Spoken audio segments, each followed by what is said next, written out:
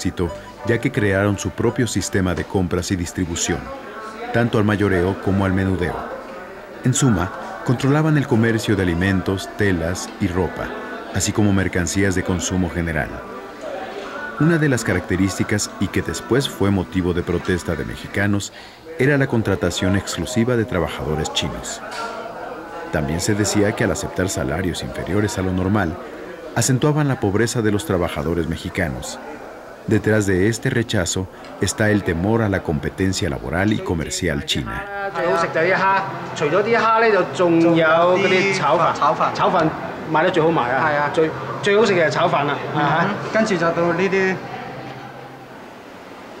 Y la Asociación Colonia China de Tijuana fundado fue en el año 1918.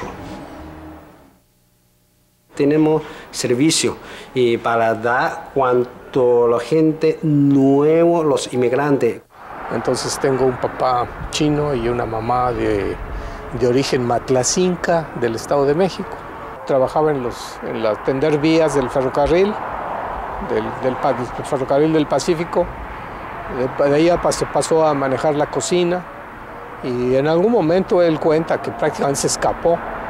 Y se fue a Tampico con amigos suyos, ahí trabajó. Luego llegó a la Ciudad de México, era panadero. Y ya después él tuvo su propio café de chinos. ¿Qué otro café tenía mi papá si no era de chinos? Una cosa que es importante, al menos para mí, de esta migración fue que toda esa primera migración de la primera mitad del siglo XX fue casi exclusivamente de hombres. Llegaron hombres, mujeres llegaron muy pocas.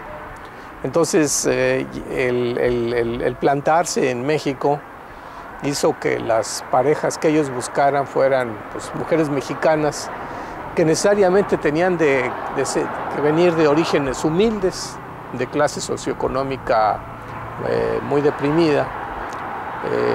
Una mujer de clase media nunca iba a admitir un chino. Nosotros como chino-mexicanos en las escuelas anteriormente fuimos muy despreciados, muy segregados. Acuérdense cuánta gente decía chino, japonés, como que no me des, ¿no? Chino cochino. ¿Por qué? Pues porque así era como nos trataban, ¿no?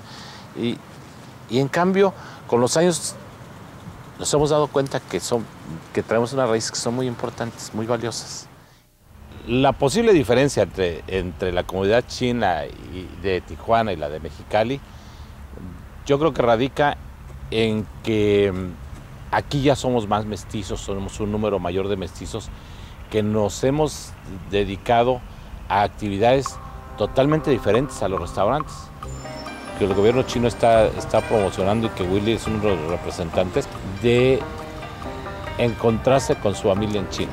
O sea, nosotros proporcionamos datos, todos los datos y los que, por ejemplo, en nuestro caso, no conocimos o no tenemos referencia con familiares en China, este grupo se encarga de conectar y luego de organizar un viaje para ir a China a conocer a la familia.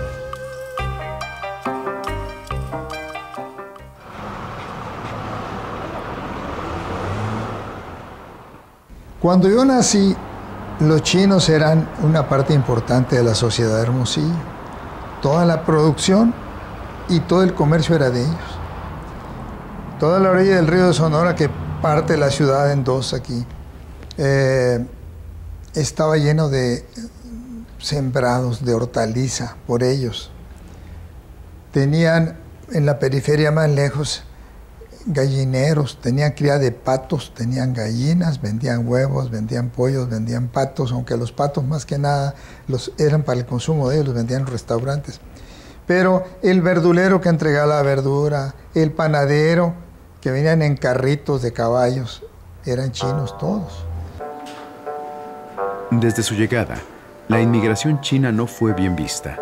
Se les llamaba despectivamente la ola amarilla, la peste amarilla, la invasión mongólica o la invasión de la langosta, y se refería a ellos en un lenguaje racista y ofensivo con adjetivos como repulsivos, despreciables y peligrosos, o como una plaga terrible y una raza abominable.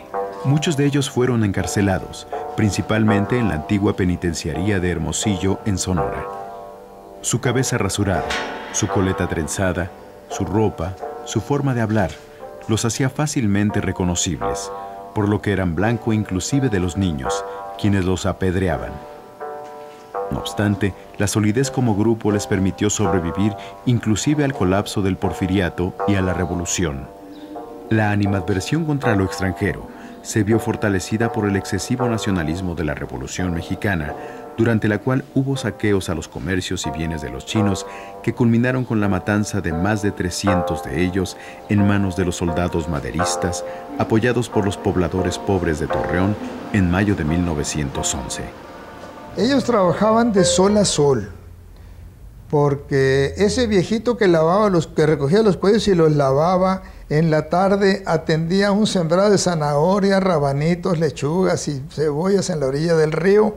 Ese mismo viejito en la noche andaba vendiendo arvejones, ¿no? Temprano en la mañana, aclarando, andaba recogiendo los cuellos. Al día siguiente a esas horas los traía, pero el resto del tiempo estaba atendiendo su hortaliza y en un palanquín, una palanca de madera con 2 canastas, una en cada extremo, se venían a entregar eso al mercado, que todos los del mercado eran chinos también. La xenofobia se fue acentuando en estados como Sonora y a los chinos se les cerró el paso en todos los frentes. El gobierno de Plutarco Elías Calles, por cierto sonorense y con fuertes intereses económicos en su estado, promulgó diversas leyes en 1923 que afectaban seriamente a los chinos. Además de impedir su contacto con la población, obligándolos a mantenerse en un barrio chino, les pusieron trabas de muchas maneras. Siendo en su inmensa mayoría varones jóvenes, les prohibieron los matrimonios con mexicanas. Mucho mestizaje, mucho hubo. Las mujeres mexicanas pobres no tenían ningún reparo en casarse con un chinito que era trabajador. Se sabían ganar a la gente. Ellos inventaron aquí por lo menos lo del pilón, ¿no? Todo el que les compraba le daban algo. Quedaba uno satisfecho de comprarles porque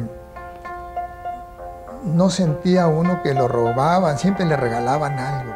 Se les impuso la contratación del 80% de mexicanos en sus negocios. En 1930, en Sonora, se les obligó a vender la carne fresca y la verdura exclusivamente en los mercados y ya no en sus pequeñas tiendas. El pan podía ser vendido solo en las panaderías. Los vendedores ambulantes también se vieron afectados. Todo esto no era otra cosa que hacerse de impuestos para fortalecer el erario público, tal como se había hecho en Mexicali. En el caso de Sonora, afectaban de manera importante la economía de los chinos, quienes difícilmente podrían ahorrar para quizá volver a su país. Todas estas leyes, junto con la actitud en extremo racista hacia ellos, los hizo admitir su derrota, y en 1931 comenzó el éxodo. En pocos años la población de chinos en Sonora bajó de 3,000 a menos de 1,000. Algunos pudieron volver a China desintegrando sus familias y otros fincaron su residencia principalmente en Baja California. Que los mataron, no los mataron. Los sacaban a empujones y al que resistía a golpes los subían a unos carros y se los llevaban, los metían en un barco en Guaymas y los despachaban. No les permitían llevar más que dinero y tantito lonche para el camino. Todos sus muebles, todo su hogar se quedó en las casas. Las tiendas de abarrotes, abarrotadas las dejaron y se fueron. Así los corrieron para China, ¿no? Muy duro eso, pues. No, pues mi abuelito fue chino y ya mi papá son mestizos. No, porque a él le tocó el destierro cuando a él y a sus primos, a sus hermanos, lo echaron en un ferrocarril. Chinos, hay muchos nuevos, ¿no? Que se han venido ya de China a poner restaurantes, pero ya chinos de los viejos que estaban aquí, ya quedan pocos. Hay muchos mestizos que dejaron de familiares, ¿no? Por temor a que se llevaran consigo la riqueza líquida del Estado, les dieron el golpe de gracia, al obligarlos a vender en una fecha límite sus mercancías a precios de mayoreo, ocasionándoles pérdidas enormes. Cabe recordar que 10 años después, la economía del estado de Sonora no había logrado aún recuperarse. Los racistas atacaron las comunidades chinas y destruyeron sus casas y sus tiendas. Fueron linchados, les arrancaban el cuero cabelludo, los castraban y los marcaban con hierros candentes. Para humillarlos, les cortaban la trenza tradicional. No se han valorado aún las aportaciones de esta migración pacífica y laboriosa que se asentó principalmente en el noroeste de nuestro país. Actualmente la migración china en el mundo tiene el primer lugar, pero el segundo lo tienen los mexicanos, que migran hacia Estados Unidos a buscar mejores oportunidades de trabajo y de vida, como en su momento lo hicieron los chinos en México. Tôi hay tên gì嘅個名係Jack Wu，我麥麗姑咪家裡39年，我個茅生已叫500年咯，門後各位僑胞冇各位中國人，我個麥麗姑嘅茅生咧係好爽快嘅，好愉快嘅，祝福大家聖誕節快樂。